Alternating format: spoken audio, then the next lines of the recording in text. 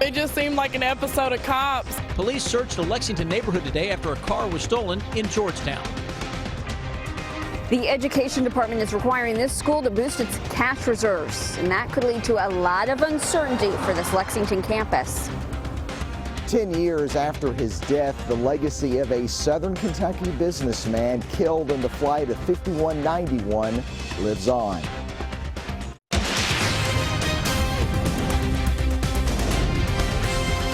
This is WKYT News at 5. Good evening. Sam, Dick, and Jennifer Palumbo reporting Amber's off tonight. Witnesses called it a wild scene. Lexington police arrested 3 teenagers this afternoon after they tried to pull over a stolen car. Police say the teens crashed, then took off on foot. They were eventually caught just a little ways away on Davenport Drive. Victor Puente was there and has the latest in our top story at 5. That foot chase went several blocks. Police say it started when they tried to pull over a stolen car, when the people inside took off running. The owner of this car told me it was stolen early this morning from outside of their home at the Spindletop Mobile Home Park in Scott County. They didn't want to go on camera, but said the car was running when they ran back in to grab a debit card and came out to see it pulling away. Lexington police say an officer tried to pull the car over on Reams Road around 11 a.m. and the 4 people inside took off running. That led to a search across the neighborhood. And I heard like a helicopter above my apartments and a bunch of sirens, so I came outside and there were like 5 or 6 police officers going down my street. Police say they eventually found 3 of the 4 near Davenport Drive and charged each of them with receiving stolen property, fleeing and evading, criminal trespass, and possession of a handgun by a minor. Neighbors say they tried to get into a home before police found them.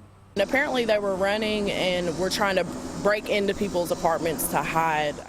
The owner of the car told me they had surveillance video of it being stolen. They said in that video you could see another vehicle being used to drop off the people who took the car. In Lexington, Victor Puente, WKYT. Police are not releasing the names of the 3 people arrested because they are juveniles. Looks like the heat and humidity will stick around for a little while longer, so get used to it. Chief Meteorologist Chris Bailey's tracking the heat in the First Alert Weather Center. Chris. If you can't stand the heat, get out of the bluegrass state, except all the states around us are toasty as well. We look outside, and this is what we are dealing with. We have a good-looking sky for the most part. Temperatures down a couple of degrees. 90 in Lexington. Feels like 95. 90 and 50. That's the temperature and the humidity. You put it together, you get 95 for the feels like number across central Kentucky. Most areas upper 80s to around 90. Those southern and southeastern Kentucky, temperatures today struggling a little bit compared to 24 hours ago. Many of us only into the mid and upper 80s right now. That heat index is actually down a little bit into southern and southeastern Kentucky, so we've got a little drier air that has kind of made its way back into southern and southeastern Kentucky. So it only feels like 89 Somerset, 91 Jackson and London. Covington up to 99 now, 96 capital city of Frankfort, 100 plus into western Kentucky. Can we fire up a little isolated shower thunderstorm? I'm seeing 1 or 2 here, Lewis County, Greenup County, another not too far away from Covington, Cincinnati, the Newport area in northern Kentucky. A lot of that action, though, has really fired up into parts of Illinois, Indiana, western Kentucky, western Tennessee, even flash flood warnings, severe thunderstorm warnings out west of Indianapolis again. Hit the fast forward button, future radar. Through the evening, most of Kentucky, central and eastern parts of the state, we're okay. Western Kentucky still with a shower or a thunderstorm. When I come back in a little over 5 minutes, we'll focus on that weekend forecast, and I'll show you how some thunderstorms will eventually crash a party or 2 across the land.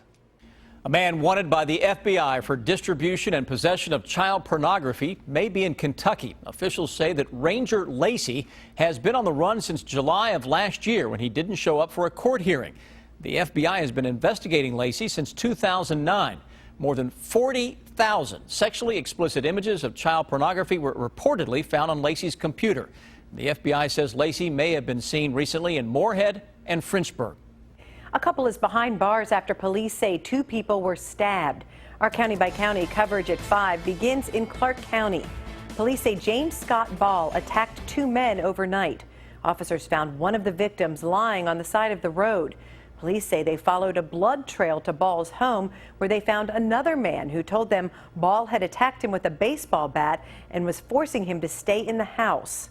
Police have charged Ball with assault, unlawful imprisonment, and terroristic threatening. Ball's wife, Elizabeth Ball, has also been charged with unlawful imprisonment. The number of overdoses linked to a bad batch of heroin is going up in Montgomery County. The Mount Sterling Advocate says police now tell them 18 people overdosed in a short time span early Thursday morning. One person died. EMS workers tell us they believe the heroin was laced with another drug. Several other nearby cities have also had recent overdose outbreaks. In Fleming County, an 8-year-old boy is in the hospital after being hit by a pickup truck while he was riding a bicycle. It happened at the intersection of Kentucky 32 and Smoot Lane, about 5 miles east of Flemingsburg. According to the Fleming County Sheriff, David Lee of Cincinnati saw the boy riding toward him and tried to get into the ditch, but the boy's bike ran into the side of the truck. The boy was airlifted to UK Hospital with leg injuries. The sheriff says no charges will be filed. For the second time in a week, students at a for-profit college in Lexington are concerned about the status of their school following a decision by the Department of Education. On Wednesday, MedTech College closed permanently. As WKYT's Kristen Kennedy reports, now students at ITT Tech are facing the same concerns. The Education Department says ITT Tech has twice now been out of compliance with its accreditor's standards. In a blog post, the department wrote they are no longer allowing the school to enroll new students with federal aid. They say it's because the Accrediting Council for Independent Colleges and Schools, ACICS, has ongoing concerns. ACICS accuses the institution of being a continued risk to students and taxpayers. The Department of Education says ITT was late submitting its annual compliance audits and financial statements. The department wants ITT Tech to increase their collateral on file with the government as a way to show they are financially stable. They are also imposing some additional reporting and operational requirements. If the school were to close, ITT students who do have federal financial aid have some options. If you had federal direct loans, you may very well qualify for loan forgiveness. More information on that is available on the Federal Education Student Aid website in Washington, D.C.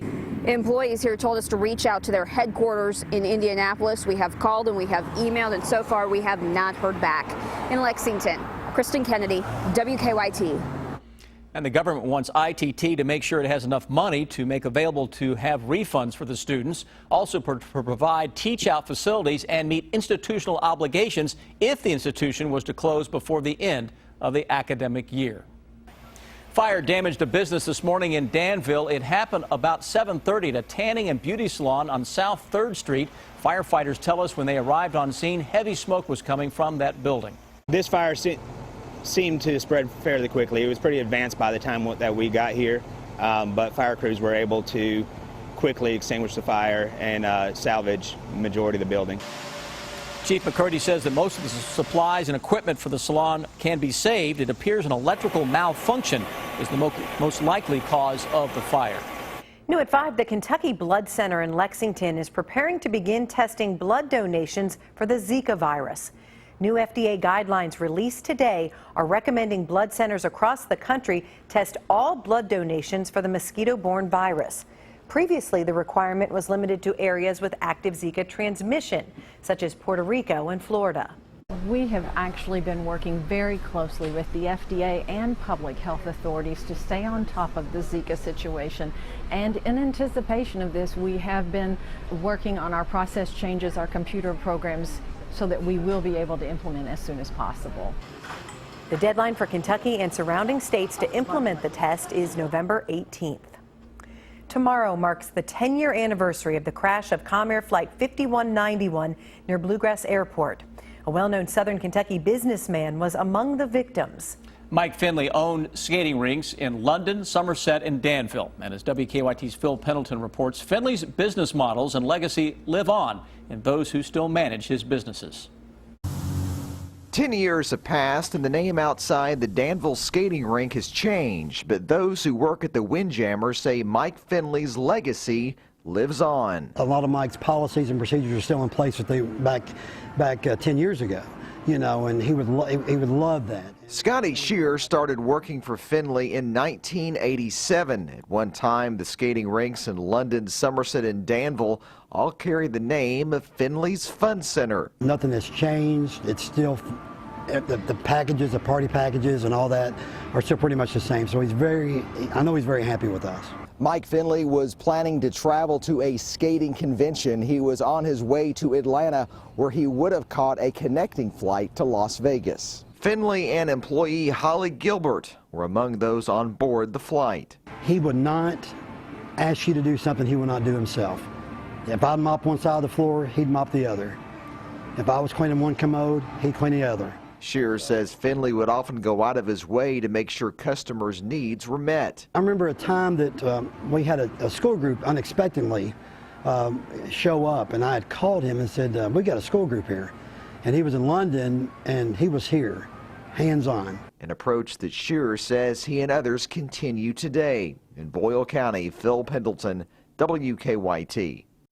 And we are told that Finley's daughter operates the skating rink in Somerset, and while it is now called Skaters Paradise, the name Finley's Fun Center is still on one side outside the business.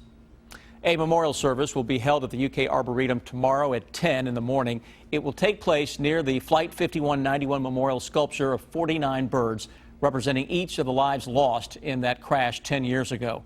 Barbara Bailey will join me for live coverage of tomorrow's service beginning at 10 a.m. here on WKYT. You can also stream the service at WKYT.com. Hillary Clinton responds to questions about her family's foundation, but on the campaign trail, the topic of race remains on center stage. That story is coming up in 10 minutes. Then in Better Living, a look at the rising cost of prescription drugs in America. Now, your hour-by-hour forecast with Chief Meteorologist Chris Bailey. It's all about the heat index as we roll our way into the weekend. It's the number that you get when you combine the temperature and the humidity, and it's what your body thinks it actually is outside. Right now, the heat index in Lexington, 95 steamy degrees, 95 in Mount Sterling and Moorhead. Heat index in northern Kentucky, pushing close to 100 into the Covington area. Southern, southeastern parts of the area, you know what? Compared to everybody else here in the Somerset, London, Danville, and Jackson got a break. It's only right around 90, 91 degrees. Actual temperatures, by the way, mid and upper 80s, southeastern Kentucky, 90 degrees across the I-64 corridor and points to the north. Endless summer rolls on. Triple-digit heat index is a good possibility as we make our way through the next couple of days. We could push right at 100 both tomorrow and Sunday, and a few thunderstorms will also be noted across the region. Here is your Defender Radar Network. Doesn't have much showing up across the Bluegrass State. Northeastern Kentucky isolated, but we do have a little bit of rain into Greenup County. Look at this, near Covington, just into southern Ohio, right on inside sections of the Cincinnati downtown area, getting in on a little light rain. Central Kentucky, Lexington, London, over to Lancaster, nothing. Western Kentucky, rain coming down at a good clip here from western Tennessee, western Kentucky into parts of Illinois and Indiana. Then look at all the mess across the Plains states. Boy, if we could get some of those clouds east, we would be in business to at least cool us down a little bit.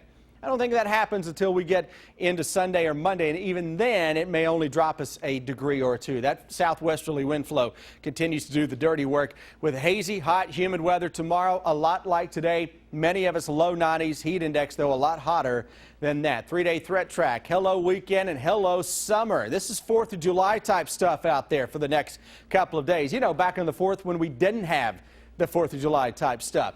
Chance for a scattered thunderstorm will take us into Monday on the 3-day threat track. All 3 days will feature the hazy, hot, and humid weather. Hour by hour breakdown out and about this evening. Sweat factor is up, and that continues to be the case tomorrow with, again, an isolated shower thunderstorm into the heart of the afternoon, 90 to 95 degrees. Notice, though, as we go into Sunday and watch your timeline, how we increase the threat for some scattered thunderstorms. So it may knock the heat down just a smidge, all the way from 92 to 90. And that carries us into Monday and Tuesday as well, with a daily threat for a thunderstorm, guys, that will carry us all the way into next week. As a matter of fact, not going to rain every day where you live. Many of you may not see a whole lot during this entire stretch. So very consistent, pretty much the same thing. That's it. Most days. Yeah, we're going to flip the calendar from August to September, but you know what? You're probably not going to tell the difference. Okay, thank you.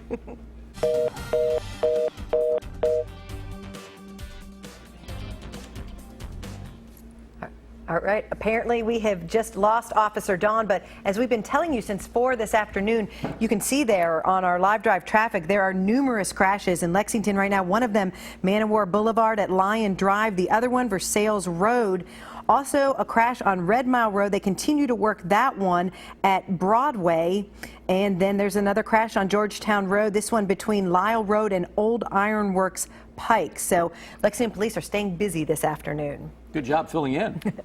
Well, people in East Tennessee are mourning the loss of a police officer killed in the line of duty. That's next. Keep up with the latest news on WKYT.com. Join the conversation on Twitter and become a part of the WKYT Facebook family. In Tennessee, they have released the name of a police officer who was killed in the line of duty yesterday.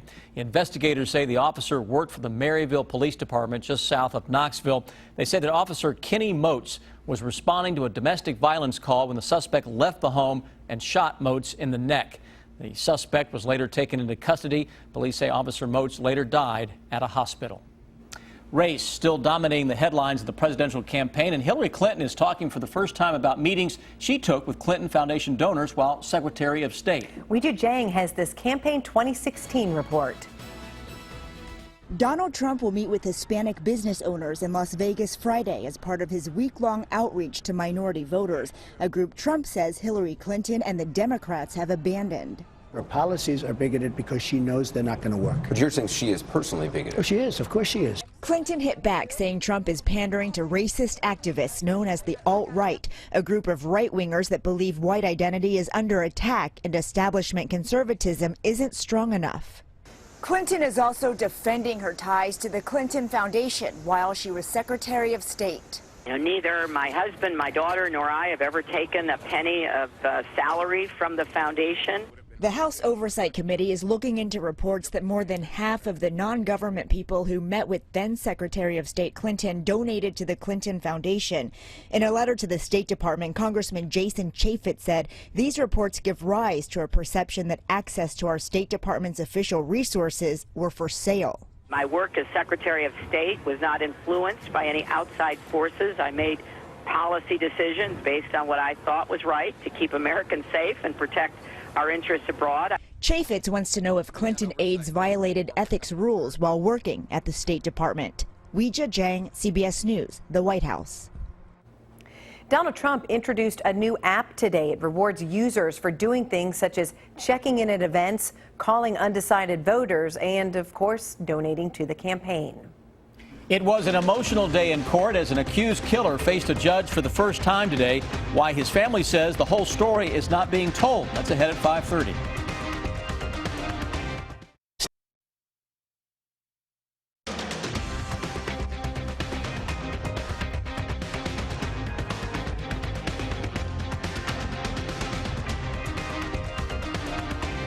It's time for better living, health, education, and consumer news that impacts your life. Apple has issued a fix for a serious security flaw in its operating system. The hack is the first known case of software that can remotely take over an iPhone 6. It's capable of turning on the phone's camera and microphone to snoop, record calls, and track movements. Many families are facing sticker shock at the drugstore. By now, you've probably heard about the dramatic increase in the cost of EpiPens, but the allergy medication is not alone. Andrew Spencer looks at what's behind the rising cost of prescription drugs. Since 2009, the cost of an EpiPen used to help save people having a severe allergic reaction has skyrocketed. That's left many families choosing between their health and their wallets. The challenge is we really don't feel that we have any other options. And when your kids' lives are at stake, you do what you have to do to keep them safe. But EpiPens are just one example of a growing concern. According to a study in the Journal of the American Medical Association, consumer spending on prescription drugs increased 20% between 2013 and 2015. The doctor behind the study blames inefficient government policies, FDA regulatory rules, and physician prescribing practices for the dramatic spikes. Some lawmakers are now speaking out about the issue. This company and others like it have literally taken advantage of the fact that they're able to push back in Congress against any laws that allow for more competition or negotiations. Then they use that market power, jack up the price, and then expect Americans to pay it while they're making money. I just think it's wrong, and that's why the laws have to change. For today's Health Minute, I'm Andrew Spencer. In a statement, Mylan, the company that makes and sells EpiPens, acknowledged more needs to be done to help patients with high-deductible insurance plans. There's some new high-tech fashion that could stop impulse shopping. The iBag 2 is designed to stop you from spending money. You can set the handbag to lock when its GPS senses you're in places where you spend the most money and during times when you tend to shop the most. It even flashes and vibrates when you take out your wallet. The bag is a prototype by personal finance website Finder.com. Now here's what's coming up at 5:30.